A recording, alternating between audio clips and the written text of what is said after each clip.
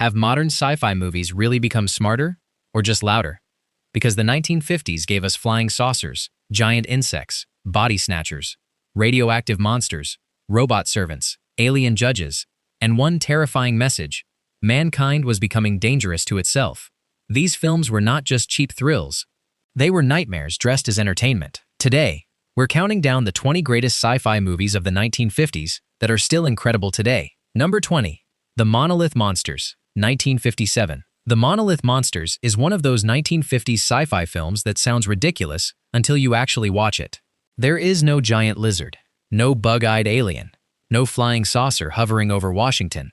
The threat here is rock. Yes, black alien crystals that fall from space and begin growing whenever they touch water. And somehow, the movie makes that idea genuinely creepy. The story begins when strange meteor fragments are discovered near a small desert town. At first, they look harmless, almost beautiful, like pieces of dark glass. But then they start spreading, towering upward, crashing down, and multiplying again. The danger is not a monster chasing people through the streets. It is a silent, unstoppable natural process. The famous scene is the destruction caused by the growing crystal towers. They rise like alien skyscrapers, collapse under their own weight, and send deadly fragments raining across the land. What makes the movie work is its strange seriousness. Scientists race to understand the threat before the rocks reach the town, while victims slowly turn stiff and stone-like after exposure. It turns a simple idea into a disaster story about contamination, panic, and the limits of human control. The Monolith Monsters remains incredible because it proves a 1950s sci-fi film did not need a man in a rubber suit to feel dangerous. Sometimes the scariest invader does not roar. It simply grows. Number 19. I Married a Monster from Outer Space, 1958. With a title like I Married a Monster from Outer Space, you might expect pure camp, but the movie is darker, stranger, and more disturbing than the title suggests. It begins like a domestic nightmare. A young woman named Marge notices that her new husband Bill is not the same man she married. He is cold. He is distant. He seems empty behind the eyes. At first, everyone treats her fear like nervous imagination, but slowly, she discovers the truth. Alien beings have replaced men in town, using their bodies as disguises. The movie is about invasion, but not the big public kind with exploding buildings and armies in the streets. This is invasion inside the home, inside marriage, inside trust. That is what gives it power. The famous scene comes when the alien form is finally revealed, showing the horrible creature hiding beneath the human mask. Suddenly, the emotional distance makes sense. The man she loved has become a shell. What is happening in the movie is simple but chilling. The aliens are trying to continue their species, and human women have become part of that plan. The film turns 1950s marriage anxiety into science fiction horror. Behind the neat houses and polite smiles, something inhuman is moving. Even today, the film works because it understands a terrifying question. What if the person closest to you came home looking the same, but everything human inside them was gone? Number 18. The Blob, 1958. The Blob is often remembered as a drive-in classic with a young Steve McQueen, but the film is much sharper than its goofy title suggests. The story begins when a meteor crashes near a small town, and an old man finds a strange jelly-like substance inside it. The substance attaches to him, begins absorbing flesh, and keeps growing larger with every victim. Soon, teenagers Steve and Jane realize that something impossible is spreading through their town, but the adults refuse to believe them. That generational conflict is the engine of the movie. The teenagers are not reckless troublemakers here. They are the only people paying attention. The famous scene, of course, is the Blob oozing into the movie theater, forcing the crowd to scream and flee into the street. It is one of the great images of 1950s sci-fi. Entertainment itself, invaded by the monster. The audience inside the film becomes just like the audience watching the film. What is happening in the Blob is a slow transformation of small-town safety into panic. Diners, streets, basements, and theaters become unsafe because the creature has no face, no plan, and no emotion. It simply consumes. That is why the movie still works. The Blob is not scary because it hates people. It is scary because people are just food to it. The film may look simple, but its central image is unforgettable. A growing red mass swallowing everything comfortable, familiar, and human. Number 17. The Fly, 1958. The Fly is one of the great science fiction tragedies of the 1950s. It is not just about a failed experiment. It is about a brilliant man destroyed by his own dream. The movie follows scientist André Delambre, who invents a teleportation device capable of moving matter from one place to another. At first, the machine seems like a miracle. Then one terrible accident changes everything. A common housefly enters the device with him, and when the experiment is complete, man and insect have become mixed. The famous scene is the reveal of André's fly head and claw. His wife sees what the machine has done, and the horror is not only visual, it is emotional. This is still her husband, still intelligent, still suffering, but trapped inside a body that is no longer fully human. The movie becomes a race against time, as André tries to find the tiny fly that now carries part of his human identity. What is happening in the film is a nightmare about science moving faster than wisdom. André does not want power. He wants progress. That makes his fate even more painful. The final famous moment, with the tiny human-headed fly caught in a spider's web crying for help, remains one of the most disturbing images in classic sci-fi. The fly still feels incredible because it understands that the worst monsters are not always enemies. Sometimes they are accidents that cannot be undone. Number 16. 20 Million Miles to Earth, 1957. 20 Million Miles to Earth is remembered for one major reason: the Ymir, one of Ray Harryhausen's most sympathetic creatures. The story begins when an American spacecraft returns from Venus and crashes near Sicily. Inside the wreckage is a strange alien specimen that soon hatches into a small reptilian creature. But Earth's atmosphere makes it grow at a terrifying speed. Before long, the Ymir becomes a giant, confused animal hunted through the streets of Rome. What makes the movie special is that the creature is not evil. It is frightened, displaced, and attacked almost everywhere it goes. The famous scene is the Ymir's battle with the elephant, a stop-motion set piece full of weight, panic, and strange sadness. The creature fights because it is cornered, not because it wants to conquer Earth. What is happening in the movie is really a story of human arrogance. Scientists bring something back from another world, fail to control it, and then treat it as a threat once it behaves like a wild animal. Harryhausen's animation gives the Ymir personality. It breathes, reacts, struggles, and suffers. That is why the film still holds up. The spectacle is fun, but the sadness is what stays. 20 Million Miles to Earth asks whether mankind would recognize alien life as something worth understanding, or simply shoot it the moment it became inconvenient. In the 1950s, that question was sharper than people admitted. Number 15. This Island Earth, 1955. This Island Earth is one of the most colorful and ambitious sci-fi films of the decade. It begins with Dr. Cal Meacham, a gifted scientist who receives mysterious instructions for building a strange communication device called the Interocitor. Once he completes it, he is drawn into a secret network of scientists working under the guidance of Exeter, a mysterious man with a large forehead, calm voice, and hidden agenda. Soon, Cal discovers that Exeter is not from Earth at all. He comes from the planet Metaluna, a world at war and desperate for help. The famous scene is the journey to Metaluna itself. The film suddenly expands from earthbound mystery into full cosmic spectacle, with strange landscapes, advanced machines, and the unforgettable mutant creature. The Metaluna mutant may appear briefly, but its image became one of the most iconic monsters of 1950s sci-fi. What is happening in the movie is bigger than a simple alien kidnapping. Exeter's people are losing a war, and Earth's scientists are being pulled into a conflict they barely understand. The film mixes paranoia with wonder. Are the aliens villains, victims, or both? That uncertainty gives This Island Earth its staying power. It has bright colors, pulpy dialogue, and wild design. But underneath all that is a surprisingly serious question. When a dying civilization asks for help, how much of your own world are you willing to risk? Number 14. Earth versus the Flying Saucers, 1956. Earth versus the Flying Saucers delivers exactly what its title promises, and that is part of its charm. This is not subtle science fiction. This is full-scale invasion, military panic, and flying saucers smashing into famous landmarks. The story follows scientist Dr. Russell Marvin, who discovers that alien spacecraft are contacting Earth. At first, there is confusion and mistrust. Then the visitors reveal their real intention: conquest. Humanity must find a way to fight back before Earth is forced to surrender. The famous scenes are the saucer attacks on Washington, D.C., brought to life through Ray Harryhausen's stop-motion effects. The image of flying saucers crashing into government buildings gave 1950s audiences exactly what they feared and secretly wanted to see.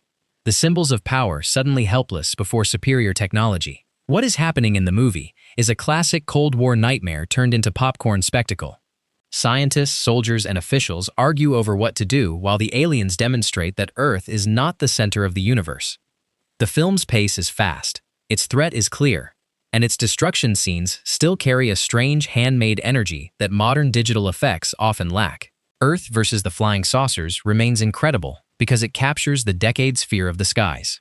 In the 1950s, the unknown did not just come from distant planets. It came from above, fast, silent, and impossible to stop until it was already too late. Number 13.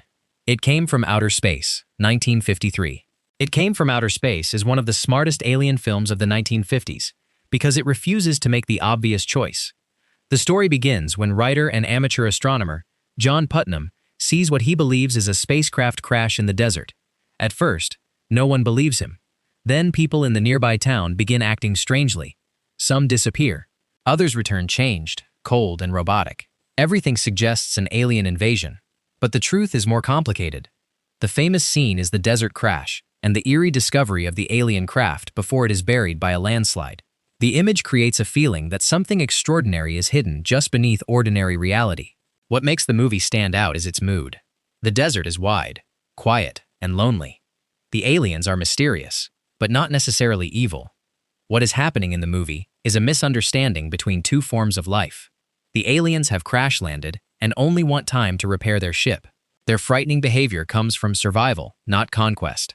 That twist gives the film a thoughtful edge. While many 1950s sci-fi movies fed the fear of outsiders, It Came from Outer Space asks whether fear itself creates the monster. It remains incredible because it dares to suggest that the alien may not be the real danger. The real danger may be the human crowd, armed with suspicion, ready to destroy what it does not understand. Number 12. The Beast, from 20,000 Fathoms, 1953. Before Godzilla changed monster cinema forever, The Beast from 20,000 Fathoms helped create the atomic creature formula. The story begins in the Arctic, where a nuclear test awakens a prehistoric beast frozen beneath the ice. The creature, known as the Redosaurus, begins moving south, leaving destruction behind as scientists try to convince the authorities that an ancient monster is alive and heading toward New York. The famous scene is the Redosaurus attacking the lighthouse. The creature rises from the sea and smashes the structure with terrifying force, turning a lonely coastal image into a warning that the old world has awakened. Later, its rampage through New York gives the film its classic disaster energy. What is happening in the movie is pure atomic age anxiety. Humanity detonates powerful weapons in remote places and then acts shocked when nature answers back. The monster is not magical. It is a consequence. That idea became one of the defining themes of 1950s science fiction. Ray Harryhausen's stop-motion effects give the creature a strange physical presence. It does not glide like a cartoon. It lumbers, reacts, and feels heavy. The Beast from 20,000 Fathoms remains incredible because it turned nuclear fear into a giant living nightmare. The film says that mankind may think it controls the bomb, but once the blast wakes something up, control becomes an illusion. Number 11. When Worlds Collide, 1951. When Worlds Collide is one of the most dramatic disaster films of the 1950s. The story begins with a terrifying discovery. A rogue star and its planet are moving toward Earth. One will pass close enough to cause worldwide catastrophe, and the other will collide with Earth itself. Scientists warn governments, but disbelief, politics, and panic slow the response. Eventually, a desperate plan is formed to build a rocket ship that can carry a small group of survivors to the passing planet. The famous scenes are the global disasters as Earth begins to break apart. Tidal waves, earthquakes, and volcanic destruction show a world losing stability. But the most emotional moments come from the selection process. Who gets a seat on the ship? Who is left behind? The movie turns cosmic disaster into a moral crisis. What is happening in the film is not just the end of the world. It is the collapse of human certainty. Money, status, and power suddenly mean very little when the planet itself has an expiration date. The final launch carries both hope and cruelty, because survival is limited. Not everyone can be saved. When Worlds Collide remains incredible, because its fear is still understandable. Long before modern asteroid thrillers, this film looked at the sky and imagined a countdown no army could stop. It is bold, emotional, and surprisingly ruthless for a film made in 1951. Number 10.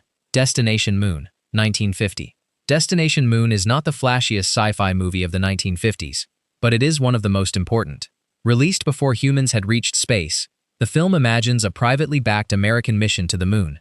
Instead of monsters or alien attacks, it focuses on engineering, planning, danger, and the dream of leaving Earth. The story follows scientists and industrialists who build a rocket, launch it, land on the moon, and then struggle to return home safely. The famous scene is the lunar landing itself. The astronauts step onto the moon's surface years before real audiences would see anything like it on television. The film treats that moment not as fantasy, but as a technical achievement. It tries to explain gravity, fuel, spacesuits, and the brutal problem of weight. What is happening in Destination Moon is the birth of serious space cinema. The conflict is not an alien enemy. It is physics. The astronauts must calculate whether they can escape the moon's gravity, and the possibility that one man may have to be left behind gives the film real tension. Destination Moon remains incredible because it looked forward with confidence. In 1950, space travel was still a dream for most people. This film said, no, it is a project. It can be planned. It can be built. It can happen. That belief gives the movie its power. Number 9. The Quatermass Experiment, 1955. The Quatermass Experiment is one of Britain's great contributions to 1950s science fiction horror. The story begins when a rocket returns to Earth after a mission goes terribly wrong. 3 astronauts went up, but only one comes back. The survivor, Victor Carroon, is alive, but something is wrong with him. His body is changing. His mind is slipping away. Professor Bernard Quatermass investigates and slowly realizes that an alien organism has entered Carroon and is transforming him into something monstrous. The famous scenes involve Carroon wandering through London, sick, silent, and increasingly inhuman. He is both victim and threat. The horror is not just that a monster may appear. It is that a man is being erased from inside his own body. By the climax, the alien growth becomes a hideous mass inside Westminster Abbey, creating one of the strangest and most memorable finales in British sci-fi. What is happening in the movie is a collision between space exploration and body horror. The rocket has brought back something mankind was not ready to face. Quatermass represents scientific ambition, but the film keeps asking whether ambition has outrun caution. The Quatermass Experiment remains incredible because it is grim, tense, and unusually adult for its time. It does not treat space as clean adventure. It treats space as contamination, infection, and mystery. The stars are not inviting here. They are dangerous. Number 8. The Thing from Another World, 1951. The Thing from Another World is one of the great Trapped with a Monster films. Set at a remote Arctic research station, the movie begins when scientists and military men discover a crashed flying saucer buried in the ice. Nearby, they find an alien body frozen solid. They bring it back to the base, and that is the mistake that changes everything. The creature thaws, escapes, and begins hunting them. The famous scene is the sudden doorway fire attack, when the alien appears and the men throw flames at it in panic. It is fast, chaotic, and still exciting. The movie's monster is often described as a kind of intelligent plant-based life form, but on screen, it feels like a relentless invader, strong, silent, and almost impossible to reason with. What is happening in the movie is a battle between scientific curiosity and military survival. Some characters want to study the creature. Others want to destroy it before it destroys them. That argument gives the film its tension. Is the alien a discovery, or is it an enemy? The Thing from Another World remains incredible because it uses isolation perfectly. The cold, the locked rooms, the limited weapons, and the growing fear all turn the Arctic base into a pressure cooker. And its final warning, to watch the skies, became one of the defining lines of 1950s science fiction. It is not just a warning about aliens. It is a warning about the unknown. Number 7. Creature from the Black Lagoon, 1954. Creature from the Black Lagoon is one of the most beautiful monster movies ever made. The story follows a scientific expedition into the Amazon, where researchers discover evidence of a prehistoric humanoid creature. They enter the mysterious Black Lagoon, hoping to study it, but soon realize the creature is alive, intelligent, territorial, and watching them from beneath the water. The famous scene is the underwater swim, where the gill man silently mirrors Kay as she swims above him. It is eerie, graceful, and strangely poetic. He is not attacking in that moment. He is fascinated.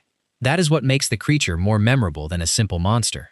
He is dangerous, but also lonely. curious, and almost tragic. What is happening in the movie is a clash between modern science and ancient survival. The humans want to capture, classify, and control the Gill Man. The creature wants to defend its home and understand the strange beings invading it. The lagoon becomes a lost world, untouched by time, until mankind enters with cameras, guns, and cages. Creature from the Black Lagoon remains incredible because the monster design is perfect. The suit, the movement, the underwater photography, and the atmosphere all work together. The film understands that a great creature feature needs more than attacks. It needs mystery. The Gill Man still endures because he feels like the last of something ancient, cornered by the modern world. Number 6. Them, 1954. Them is the giant insect movie that all the others had to chase. The story begins in the New Mexico desert, where police find a traumatized little girl wandering alone and a series of strange deaths that make no sense. The investigation leads to a terrifying discovery. Atomic testing has created gigantic ants. These creatures are organized, aggressive, and capable of building new colonies. If they spread, humanity could lose control quickly. The famous scene is the first full reveal of the giant ant, emerging with that unforgettable high-pitched sound. The buildup is patient, almost like a detective story. By the time the creature appears, the fear has already been earned. Later, the battle in the Los Angeles storm drains turns the film into a tense underground war. What is happening in Them is atomic guilt made physical. The bomb has not just destroyed cities in memory, it has changed nature. Scientists and soldiers must work together, but the movie never lets humanity off the hook. These monsters exist because people opened a door they did not fully understand. Them remains incredible because it takes its absurd premise seriously.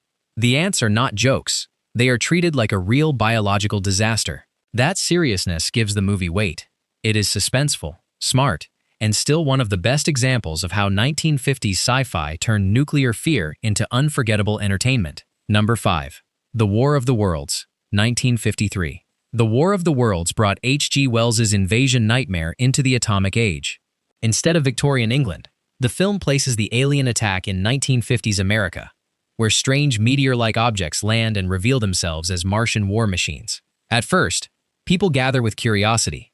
Then the machines rise, shields activate, and the destruction begins. Humanity quickly learns that its weapons may not be enough. The famous scenes are the Martian machines gliding forward, firing heat rays and reducing human defenses to nothing. Their design is still striking, sleek, glowing, almost beautiful, but completely merciless. The film turns invasion into a spectacle of helplessness. Churches, towns, armies, and cities all seem fragile against this superior force. What is happening in the movie is the collapse of human arrogance. People assume they can understand the objects. Then they assume they can destroy them. Then they realize they may not survive at all. The human characters move through fear, faith, science, and desperation as civilization breaks under pressure. The War of the Worlds remains incredible because it gives alien invasion a sense of scale. The threat feels global, unstoppable, and almost divine in its power. Its ending, where the smallest organisms defeat what mankind cannot, remains one of science fiction's great ironies. Humanity is saved, but not by human strength. That is the humbling brilliance of it. Number 4. Godzilla, 1954. Godzilla is not just a monster movie. It is one of the most powerful science fiction films of the 1950s because its monster carries real historical weight. The story begins when ships are mysteriously destroyed near Japan. Soon, an enormous prehistoric creature rises from the sea, awakened and transformed by nuclear testing. Godzilla comes ashore and turns Tokyo into a burning nightmare. The famous scene is Godzilla's attack on Tokyo. Buildings collapse, people flee, fires spread, and the monster moves like a walking disaster. What makes the original film so haunting is its seriousness. The destruction is not treated as fun. It feels like trauma returning in monstrous form. What is happening in Godzilla is a nation confronting the horror of the nuclear age through fantasy.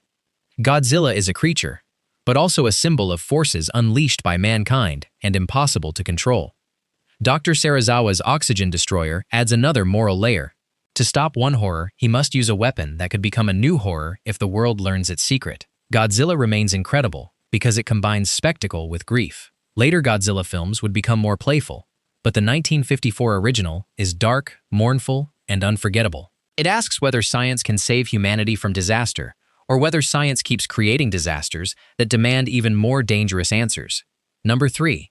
Invasion of the Body Snatchers, 1956. Invasion of the Body Snatchers may be the most paranoid sci-fi film of the 1950s. The story follows Dr. Miles Bennell, who returns to his small California town and begins hearing strange complaints. People insist that their loved ones are not really their loved ones anymore. They look the same, speak the same, and remember the same facts, but something essential is missing. Soon, Miles discovers the horrifying truth. Alien pods are creating emotionless duplicates of human beings, while the originals disappear. The famous scene is the discovery of the unfinished body, a pale duplicate forming without identity. Another unforgettable moment comes near the end, when Miles runs into traffic shouting warnings that nobody wants to hear. That image captures the entire film. One terrified man trying to wake up a world already half asleep. What is happening in the movie is an invasion without explosions. There are no saucers blasting monuments. The aliens win by replacing people quietly, one home at a time. The terror comes from conformity, emotional emptiness, and the fear that society can change overnight, while everyone pretends nothing is wrong. Invasion of the Body Snatchers remains incredible because it can be read in many ways. Fear of communism, fear of conformity, fear of losing individuality, fear of neighbors. That ambiguity keeps it alive. The pods are science fiction, but the nightmare is social. What if everyone around you stopped being human, and you were the last one who cared? Number 2. Forbidden Planet, 1956. Forbidden Planet is one of the most important science fiction films ever made. It is big, colorful, intelligent, and years ahead of its time. The story follows the crew of the United Planets cruiser C-57D as they travel to Altair 4 to investigate what happened to an earlier expedition. There they find Dr. Morbius, his daughter Altaira, and Robbie the robot. At first, the planet seems like a wonder. Then the crew discovers the remains of the ancient Krell civilization, a race that became so advanced it built machines of unimaginable power. The famous scene is the invisible monster attacking the ship's force field. As the creature pushes against the barrier, its outline appears in violent flashes, revealing something huge, roaring, and impossible. The twist is what makes it brilliant. The monster is not a simple alien beast. It is connected to Morbius himself, born from the subconscious through Krell technology. What is happening in Forbidden Planet is science fiction blended with psychological horror. The film asks what happens when a civilization gains godlike power before mastering its own inner darkness. The Krell did not fall because they were weak. They fell because their technology obeyed desires they could not control. Forbidden Planet remains incredible because it imagines the future with scale and seriousness. Robbie the robot, the electronic score, the alien world, and the idea of the monster from the id all helped shape later science fiction. It is not just a classic, it is a blueprint. Number 1. The Day the Earth Stood Still, 1951. The Day the Earth Stood Still is the greatest 1950s sci-fi movie because it does what the best science fiction always does. It judges humanity from the outside. The story begins when a flying saucer lands in Washington, D.C., and an alien visitor named Klaatu steps out with a message for Earth. He does not come to conquer. He comes to warn. Humanity's violence has become dangerous, and if Earth carries that violence into space, other civilizations will not allow it. The famous scenes are unforgettable. Gort, the silent robot, stands like a metal angel of judgment. Klaatu walks among ordinary people under the name Mr. Carpenter, trying to understand mankind from street level. And then comes the moment when the Earth stands still. Machines stop. Electricity fails.